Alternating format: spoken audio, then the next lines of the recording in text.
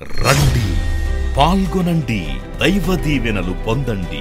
సిలువను గూర్చిన వార్త నశించుచున్న వారికి వెర్రితనము కాని రక్షింపబడుచున్న మనకు దేవుని శక్తి.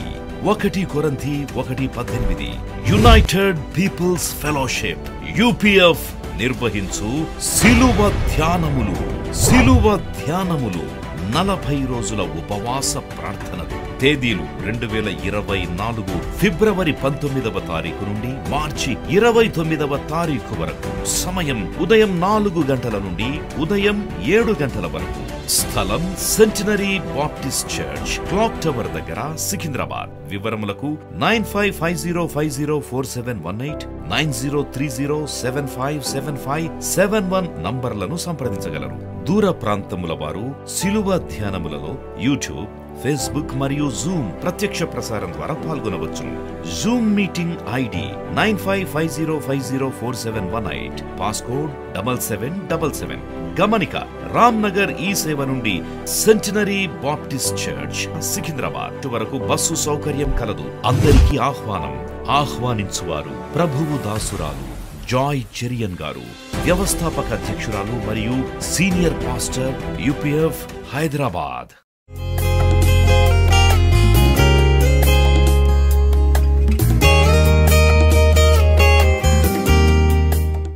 ఈరోజు ఎస్తేరు ప్రార్థన గురించి కొన్ని మాటలు ధ్యానించి, ఎస్తేరు గ్రంథము 10 చాప్టర్స్, ఈ 10 అధ్యాయాల్లో కూడా దేవుడు అనే మాట లేదు.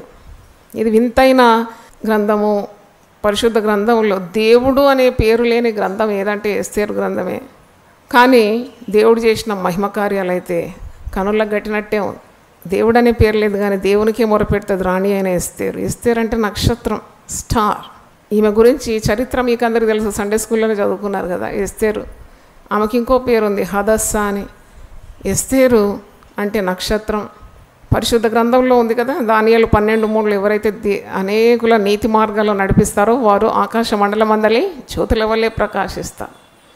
దేవుని పనిచేసేవారు, అనేక మంది నశించి ఆత్మలను దేవుని తట్టు మళ్లించేవారు తప్పకుండా నక్షత్రాలు అయిపోతారు, స్టార్స్ అయిపోతారు. ఎస్తేరు గ్రంథంలో మరి మనం చూసినప్పుడు ఎస్తేరు ఒక అనాథ, ఆర్ఫన్. ఆమె తల్లిదండ్రులు లేరు. ఆమె కజిన్ మోర్దెకై తండ్రి సహోదరుని కుమార్తె అనమాట. ఏమి మోర్దెకై గార్డియన్ లాగా ఉన్నాడు, గాడ్ ఫాదర్ అన్నమాట. మరి ఎస్తేరు దేవుడు ఒక రాణి స్థానానికి హెచ్చించినాడు. ఎస్తేరులో దేవుని యొక్క దయ పొందిన స్త్రీ అని చెప్పగలుగుతున్నాం. She's got the favour of God. అందచందాలకు కానీ ఆభరణాలకు కానీ ఇంత బంగారం వేసుకోవాలి, నేను చాలా ఆకర్షణీయంగా కనపడాలని ఆమె ఏం కోరుకోలేదు. చూడండి, ఆమె స్వభావము అక్కడే మీకు అర్థమవుతుంది. She such a good character స్త్రీ. ఈమెను చూడగానే రాజు ఆశించినాడు. వష్తికి బదులుగా ఈమె వచ్చింది. దేవుడు ఒకరిని హెచ్చిస్తాడు, ఒకరిని తగ్గిస్తాడు. దేవుడు ఈమెను రాణి స్థానానికి మరి హెచ్చించినాడు. తర్వాత మనకందరికీ తెలుసు, హామాను అనేవాడు యూదులను నశింపజేయడానికి యత్నాలు చేస్తున్నాడు. హామాను కూడా రాజు సన్నిధిలో ఉండేవాడు, వానికి అధికారం ఉన్నది. మోర్దెకై అతనికి వంగడం లేదు, నమస్కరింపడం లేదని హామాను చూచినప్పుడు చాలా కోపగించినాడు.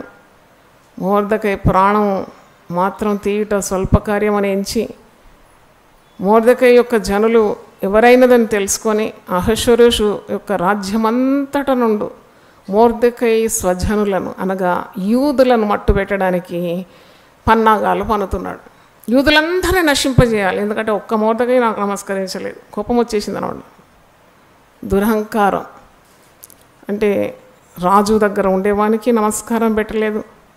రాజ్య సంస్థానంలో ఉన్నాను నేను, వీడు నాకు నమస్కరించడం లేదని చెప్పి వాణ్ణి మాత్రం కాదు, వాని జనాంగాన్నే లేపేయాలనుకున్నాడు. ప్రార్థన చేసేవారు ఉండే దగ్గర మరి మనుషుల తలంపులు ఏవి కూడా నెరవేరు. మీరు చాలా భయపడతారు కదా కొన్నిసార్లు. ఎవరైనా కీడు చేస్తారు, మా కుటుంబాన్ని పాడు చేస్తారు, మమ్మను చంపేస్తారు, మీరేం భయపడే అవసరం లేదు. ఎందుకంటే ప్రభు అప్పుడే చెప్పినాడు భయపడొద్దని. ఎందుకంటే మన ప్రాణాలు వాళ్ళ చేతిలో, మన శత్రువుల చేతిలో లేనే లేదు. దేవుని సెలవు కావాలి. ఇక్కడ హామాను యూదులందరినీ నేను తుడిపేస్తానని అనుకుంటున్నాడు, పన్నాగాలు వన్నుతున్నాడు. అందరికీ విరుద్ధంగా చట్టము తీసుకొని రావాలని రాజును కూడా ప్రభావితం చేసినాడు. యూదులందరినీ చంపేయాలని కుయుక్తి పంతున్నాడు. కానీ ఎన్నెన్నో యుక్తులు పనినాడు, అవి ఏవి జరగలేదు. దేవుని స్తోత్రం, హల్లెలూయా.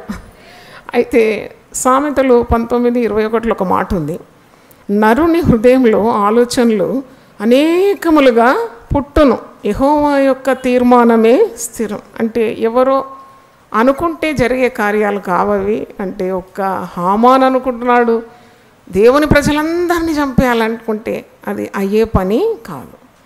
ఆ పని ఎందుకు కాలేదు అంటే దానికి కారణం ఉంది. ఎస్తేరు 3 రోజులు ఉపవసించి ప్రార్థన చేసిందాడు. మొర్దెకై అంటున్నాడు, మీరు ఎస్తేరు 4:14 చూడండి. ఎస్తేరుతో అంటున్నాడు, నీవు ఈ సమయమందు ఏమీ మాట్లాడక మౌనంగా ఉండేడలా యూదులకు సహాయమును విడుదలయు మరి ఒక దిక్కు నుండి వచ్చును, కానీ నీవును నీ తండ్రి ఇంటి వారును నశించుదురు. పెద్ద మాటనే. ఎందుకంటే నువ్వు రాణైపోయినావు, నీవు సుఖంగా ఉన్నావు, నువ్వు రాజభవనంలో ఉన్నావు, నీకు దేనికి కరువు లేదు, నీవు ఎంతో మరి ఎవరికి అందని స్థాయిలో ఉన్నావు అన్నట్టు నీ ప్రజల గురించి చింత నీకు లేదా? దేవుడు నీ ప్రజలను విడిపించడానికే నీకు ఈ స్థాయి ఇచ్చినాడని నీకు జ్ఞానం ఉందా? ఒకవేళ నువ్వు మౌనంగా ఉంటే సహాయం ఏ దిక్కు నుండి దేవుడు ఇస్తాడు, కానీ నీ తండ్రి ఇంటి వారు నీవు ఏమవుతారు? నశించిపోతారు అని మొర్దెకై ఎస్తేరుకు వార్త పంపిస్తాడు. అప్పుడు ఎస్తేరు ఏం చేస్తుంది?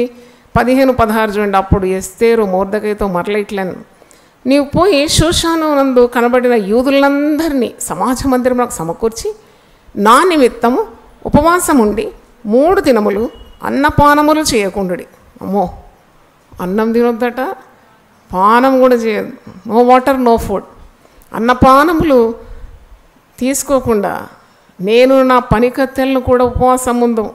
ఇదైతే నాకు చాలా ఆశ్చర్యమైంది. ఒక రాణి తన పనిచేసే వారితో కలిసి, రాణి అంటే ఆమె మాటనా, షీ సచ్చే హై పెడస్టల్లో ఉండే ఆమె ఎంత దిగింది కిందికి, పనివారితో కలిసి పనికత్తెలతో కలిసి నేను ఉపవాసం ఉండి ప్రార్థన చేస్తాను, నువ్వు పోయి యూదులందరినీ సమకూర్చు, వారు కూడా తగ్గించుకొని 3 రోజులు అన్నపానములు తీసుకోకుండా ఏం చేయాలి? ప్రార్థన చేయాలి. తప్పకుండా దేవుడు ఒక ఘనకార్యం చేస్తాడు. ఎస్తేరు అంటుంది, ప్రవేశించడం న్యాయ వ్యతిరేక్తంగా ఉన్నాను, నేను రాజు నొద్దకు ప్రవేశించదు, నేను నశించదు. అటువలనే మొర్దెకై బయలుదేరి ఎస్తేరు తనకు ఆజ్ఞాపించిన అంతటి ప్రకారము జరిగించింది. అంటే ఇప్పుడు ఒక గడ్డు సమస్యను ఎదుర్కోవాలి, ప్రజలందరూ హతమార్చబడతారు, చట్టం వచ్చేసింది, all the Jews will be killed, యూదులందరూ నశిస్తారు అనే వార్త విన్నప్పుడు ఈ సమస్యను ఏ విధంగా ఎదుర్కొన్నది? ఆమె ఏం చేసింది?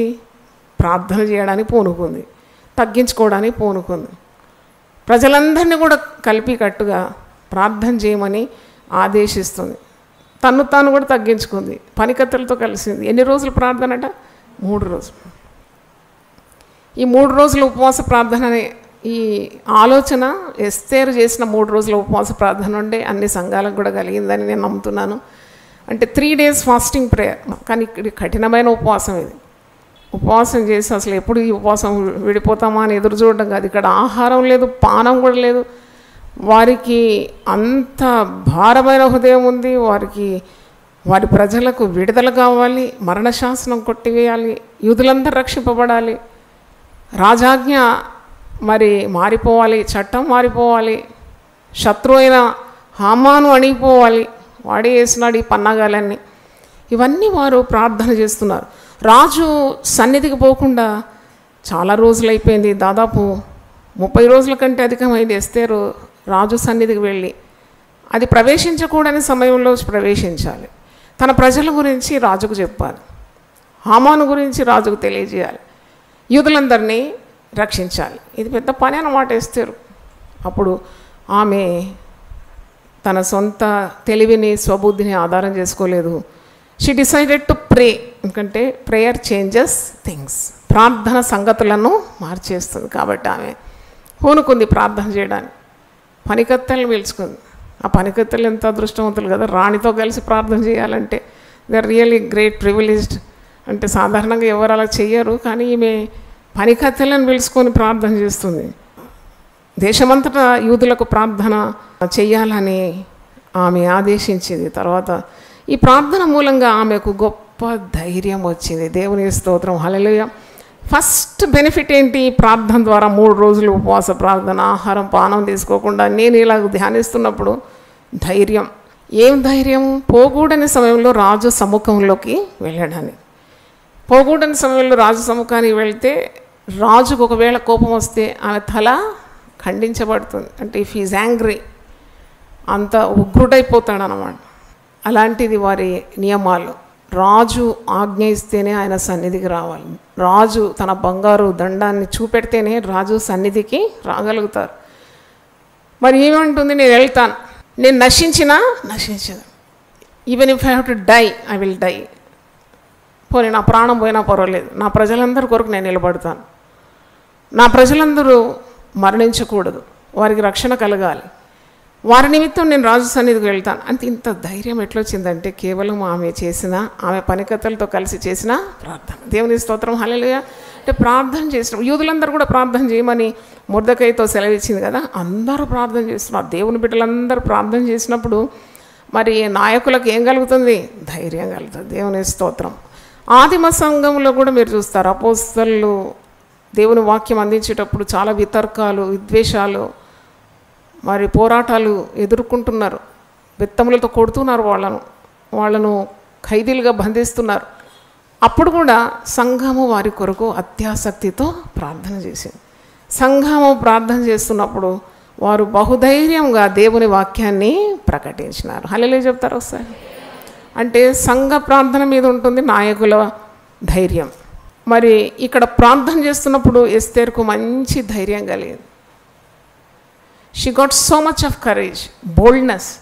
అందుకే ప్రార్థన చేయాలని ప్రభు పదే పదే అన్నాడు. మీరు ప్రార్థన చేయాలి, మీరు విసుకక ప్రార్థన చేయాలి, ఎడతెక్కక ప్రార్థన చేయాలి, ఎల్లప్పుడూ ప్రార్థన చేయాలి, ప్రార్థనలో పట్టుదల కలిగి ఉండాలి, మీరు మొరపెట్టాలి దేవునికి అనేది. ఏంటంటే మనకు ప్రతికూలమైన పరిస్థితుల్లో నిఠారుగా నిలబడాలంటే, ధైర్యంగా ఉండాలంటే మనకేం కావాలి? ధైర్యం కావాలి. ఆ ధైర్యం ఎలాగొస్తుంది? ప్రార్థన ద్వారా వస్తుంది. దేవుని స్తోత్రం. ప్రార్థన వలన వచ్చే ధైర్యంతో నువ్వు ఎదురాడే సమస్యలు కూడా అది వెనకంజ వేసి వెళ్ళిపోతుంది. అంటే the problems will not have the face to face you. అంటే పరిస్థితులు నిన్ను ఎదుర్కోవడానికే భయపడి అది వెనుకకు మళ్ళీపోతుంది. మరి ఈమె నేను నశిస్తాను, నేను వెళ్తాను రాజు సన్నిధికి. ఎస్తేరు రాజు ఆవరణంలోకి వెళ్తుంది. 5వ అధ్యాయం 2వ వచనం చూడండి. రాణి అయిన ఎస్తేరు ఆవరణంలో నిలిచి ఉండుట రాజు చూడగా ఆమె యందు అతనికి దయ పుట్టెను. హల్లెలూయా, హల్లెలూయా, హల్లెలూయా. అసలు చంపుతాడో నరుకుతాడో తెలియదు, కానీ ప్రార్థనతో పోయింది కాబట్టి 3 రోజులు ఉపవసించి ప్రార్థన చేసి వెళ్ళింది కాబట్టి రాజు ఆమెను చూడగానే దయ పుట్టింది. అంటే నరులందరి హృదయాలు ఎవరి వశంలో ఉన్నట్టు? దేవుని వశంలో. దేవుని స్తోత్రం, హల్లెలూయా.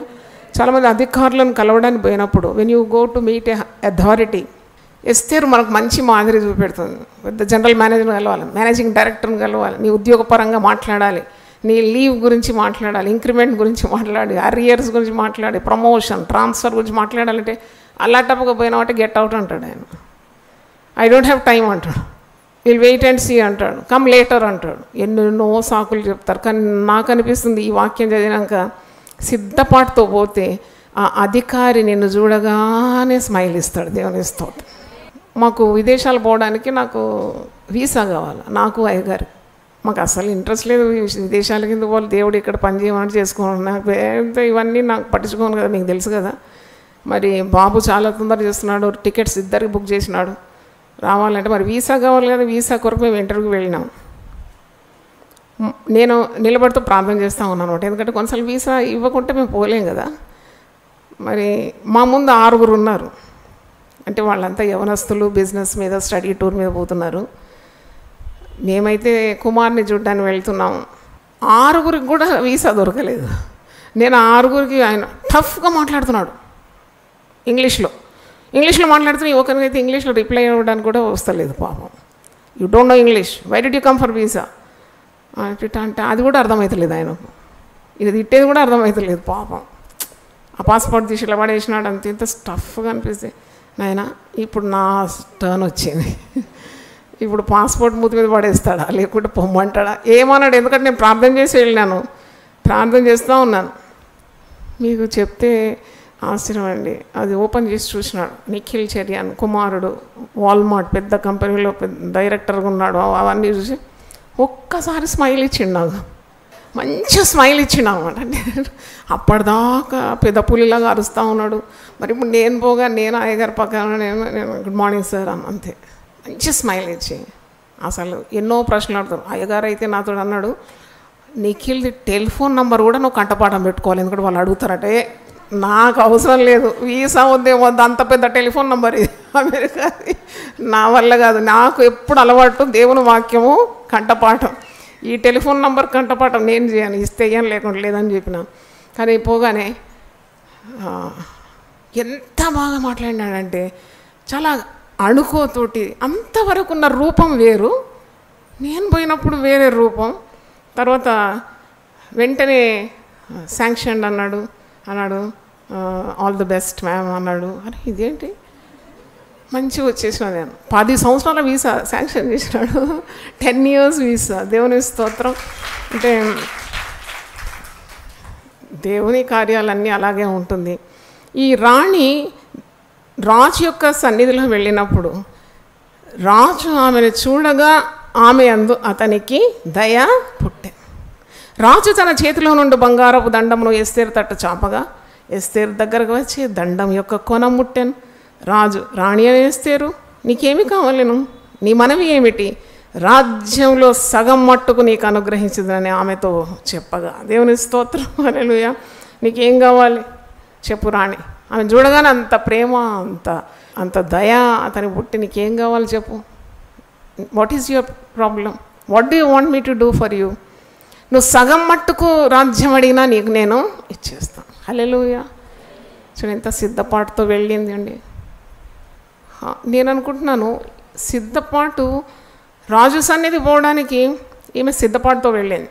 అంటే ఆహారము పానము లేకుండా 3 రోజులు ఉపవసించి ప్రార్థన చేసి వెళ్ళింది. She went with much preparation అన్నమాట. మనం ప్రార్థన చేయడానికి మోకరించడానికి కూడా మనకు ప్రిపరేషన్ చాలా అవసరమని నేనైతే భావించినాను. ఏదో అల్లటప్పుగా దేవా నన్ను కాపాడిన, భర్తను కాపాడిన, పిల్లల్ని కాపాడిన, భార్యను కాపాడిన, నాకు అది కావాలి ఇది కావాలన్నట్టు ఏదో ప్రొవిజన్ స్టోర్లో లిస్ట్ ఇస్తాం చూడండి. లిస్ట్ పడేస్తే వాడు అన్ని సరుకులు తీసిస్తాడు, బిల్ ఇంత అయింది. అలా కాదు, అంటే ఎంత సిద్ధపాటుతో వెళ్ళింది. అలాగే మనం కూడా మోకరించి ప్రార్థన చేసేటప్పుడు మనం మనస్సాక్షి చాలా నిర్మలంగా ఉండాలి. దేవుని స్తోత్రం. Should have a clean heart. అవును, దేవునికి ఆ ఇష్టమైంది ఏదైనా ఉంటే తొలగించుకొని విధేయత కలిగి, వినయం కలిగి, సంపూర్ణ మాన్యత, భక్తి కలిగి, పరిశుద్ధత కలిగి మనం ప్రార్థన చేస్తే దేవుడు అంటాడు, నీకేం కావాలి బిడ్డ, అసలు నీకేం కావాలి, సగం రాజ్యం మట్టుకు కూడా నేను ఇచ్చేస్తాను. ఇంకా కీర్తనలు 2:8 నన్ను అడుగు అంతే, నీకు భూజనాలందరినీ నీ వశంలో ఉంచుతాను, భూదిగంతములను నీకు స్వాస్థ్యంగా ఇస్తాను. హల్లెలూయా. మరి మనం ఎస్తేరు గురించి నేర్చుకుంటున్నాము. చాలా గొప్ప కార్యములు ఆమె ద్వారా జరిగింది. రాజు కట నిద్రనే పట్టలేదంట. రాత్రి 6వ అధ్యాయం చూడండి. ఆ రాత్రి నిద్ర పట్టకపోయినందున రాజుకు నిద్ర పట్టలేదు. మొర్దెకైకి గొప్ప మరి ప్రమోషన్ లభించింది. కుయుక్తులు పనిన హామాను అంతమొందినాడు. అంటే గొయ్యి దవ్వినవాడు ఆ గొయ్యిలో పడిపోయినాడు. అందుకే ఎవరైనా కీడు చేసేవారు ఉంటే వారి నిమిత్తం నువ్వు ప్రార్థన చేయాలి. శత్రువుల కొరకు ప్రార్థన చేయమని ప్రభు అన్నాడు. నువ్వు ప్రార్థన చేసినప్పుడు ఆ కీడు తొలగిపోతుంది, వారు ఏమి చేయలేరు. వాక్యంలో ఉన్నది యోబు గ్రంథం అధ్యాయం చూడండి 12:13. వంచకులు తమ పన్నాగములను నెరవేర్చనేరకుండా ఆయన వారి ఉపాయములను భంగపరచం, జ్ఞానులను వారి కృత్రిమంలోని ఆయన పట్టుకొనును, కప్పట్టుల ఆలోచనలను తలక్రిందులుగా దేవుని ప్రజలను ఇబ్బంది పెట్టాలని ఎన్ని చట్టాలు వచ్చినా, ప్రభుత్వాలు పగబోనినా, ప్రార్థన చేసే ప్రజలు ఉన్నప్పుడు వంచకులు ఎప్పుడు కూడా తమ పన్నాగాలను నెరవేర్చలేరు. వారి ఉపాయాలన్నింటినీ దేవుడు ఏం చేస్తాడట, భంగపరుస్తాడట. జ్ఞానులుగా వారు చెలమడైన వారి కృత్రిమంలోనే వారిని దేవుడు పట్టుకుంటాడట. కపటంగా ఆలోచించిన వారిని, వారి ఆలోచనలను కూడా దేవుడు తలక్రిందులుగా చేస్తాడు. హల్లెలూయా. కాబట్టి ఎస్తేరు 3 రోజులు ఆమె ఉపవసించి ప్రార్థన చేసి దేవుని సన్నిధికి వెళ్ళినప్పుడు గొప్ప విజయం ఆమెకు మాత్రం కాదు, యూదులందరికీ కూడా గొప్ప విజయము లభించింది. మరి చట్టమే మారిపోయింది. దేవుడు అంత జ్ఞానం ఇచ్చినాడు. ఆమె ప్రార్థన చేసేటప్పుడు నీకు జ్ఞానం ఇస్తాడు దేవుడు, నువ్వు ఏ అడుగు వేయాలి, ఏ చర్య తీసుకోవాలి. ఆమె ఎంత తెలివిగా ప్రవర్తించింది రాజు దగ్గర. రాజు నిద్రపట్టకుండా ఆయనకు కూడా ఆలోచనలు దేవుడు ఇచ్చినాడు. చూడండి, ఆలోచన కర్తకు దేవుడు రాజుకి ఇచ్చినాడు ఆలోచనలు, రాణికి ఇచ్చినాడు ఆలోచనలు. మొత్తానికి ఆమాను యొక్క కుయుక్తులన్నీ కూడా నిష్ఫలము అయిపోయింది. మొర్దెకైని చంపాలనుకున్నవాడే చచ్చిపోయినాడు. వాడు వాని కుటుంబము నాశనం అయిపోయినట్టు మనం చూస్తున్నాం. అంటే దీని ద్వారా ఏం పాఠాలు నేర్చుకున్నాం? గొప్ప విజయం దేవుని ప్రజలకు వచ్చింది. ప్రభుత్వం యొక్క చట్టమే మారిపోయింది ప్రార్థనల ద్వారా. ఎస్తేరు యూదా ప్రజలందరినీ రక్షించుకోగలిగింది. ఎస్తేరు రాజు యొక్క దయను పొందుకుంది, రాజు యొక్క మనసును మార్చగలిగింది. హామాను పన్నిన పన్నాగాలన్నింటినీ కూడా మట్టుపెట్టేసింది. దేశ ప్రజలు యూదులకు మహా గొప్ప సంతోషం కలిగింది. మరణ భయము తొలగిపోయింది. దేవుని స్తోత్రం, హల్లెలూయా. కాబట్టి ఈ ఎస్తేరు చేసిన 3 రోజుల ఉపవాస ప్రార్థన ద్వారా ఒకటి గమనించాలి, తప్పకుండా ప్రార్థన చేసే వారి పట్ల దేవుని యొక్క తలంపులు నెరవేరుతాయి. హల్లెలూయా. ప్రార్థన చేసే వారికి మంచి ధైర్యం కలుగుతుంది. అయితే దేవుడు తన ప్రణాళికను బయలుపరుస్తాడు. చూడండి, ఒక్క అడుగు ఎలాగేయాలి. కొందరు అంటారు, నేను ఏ బిజినెస్లో వెళ్ళాలన్నా వద్దా నాకు తెలియదమ్మా, ఇన్ని మ్యాచెస్ వచ్చింది, ఎవరిని వివాహం ఆడాలనో తెలియదమ్మా, 2 ఉద్యోగాలు వచ్చింది, ఏ ఉద్యోగం సెలెక్ట్ చేయాలో తెలియదమ్మా, భూమి ఇక్కడ కొనాలన్నా అక్కడ కొనాలన్నా తెలియదమ్మా. యెహోవా నిన్ను నిత్యము నడిపిస్తాడు. దేవుని స్తోత్రం. ఆయన నిత్యం నడిపిస్తాడు. అందుకే ప్రార్థన చేయాలి. When you pray, God will reveal his thoughts to you. ఆయన తలంపులను నీకు బయలుపరుస్తాడు. మరి ఎస్తేరుకి ఇంత జ్ఞానం ఎలాగొచ్చింది? ఆమె ఉపవసించి ప్రార్థన చేసినందుకు దేవుని మనస్సును ఆమె తెలుసుకోగలిగింది. మరి ఇంకోటి చూసినప్పుడు దేవుడు మరి నీకు ఏదైనా బాధ్యత ఇస్తే తప్పకుండా ఆ బాధ్యత నెరవేర్చాలి. ఆమె ఊరికనే రాణైందా? ఒక తల్లిదండ్రులు లేని అనాథ రాణి స్థానానికి ఎందుకు వచ్చిందంటే దేవునికి ఆమెతో పని ఉన్నది. హల్లెలూయా. అవును, దేవుని ప్రజలందరినీ రక్షించాలి. లేకుంటే వష్టిని తొలగించి ఎస్తేరును నియమించడం, రాజుకు ఎస్తేరు అంటే ఇష్టం కలగడం, వష్టిని త్రోసివేయడం, ఎందుకు ఇదంతా జరిగింది ఈ డ్రామా అంటే తప్పకుండా అది ప్రజల రక్షణార్థం, దేవుని ప్రజల రక్షణార్థమే కలిగింది. దేవుని స్తోత్రం. అంటే చూడండి, దేవుని ప్రజలను ఉద్దేశించి దేవుడు ఎన్ని కార్యాలు చేస్తాడు. కాబట్టి దేవుని ఎరిగిన ప్రజలు ప్రార్థన ఉపవాసంలో ముందుకు సాగాలి.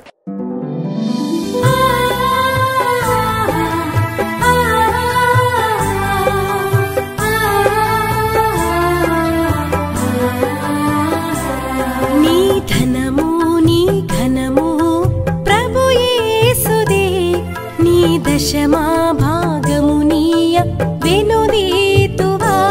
నీ ధనము నీ ఘనము ప్రభు యేసుదే, నీ దశమా భాగము నీయ వెనుదీతువా. ధరలోన ధనధాన్యములనీయగా కరుణించి కాపాడి రక్షింపగా.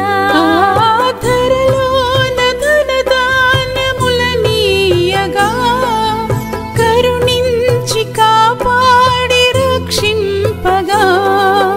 పరలోకనాదుండు నీకీయగా మరి యేసు కొరకీయ వెనుదీతువా.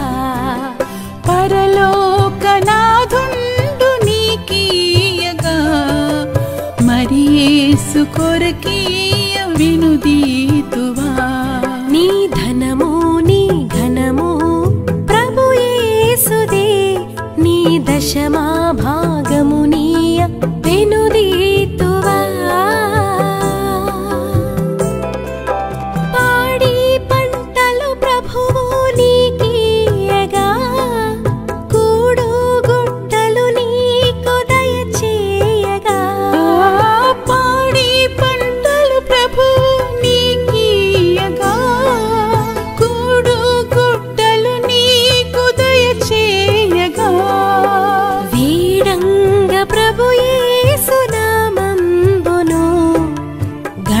వేళ ప్రభుకీయను క్రైస్తవా వేడంగ ప్రభు యేసు నామంబును గడువేళ ప్రభుకీయను క్రైస్తవా నీ ధనము నీ ఘనము ప్రభు యేసుదే నీ దశమా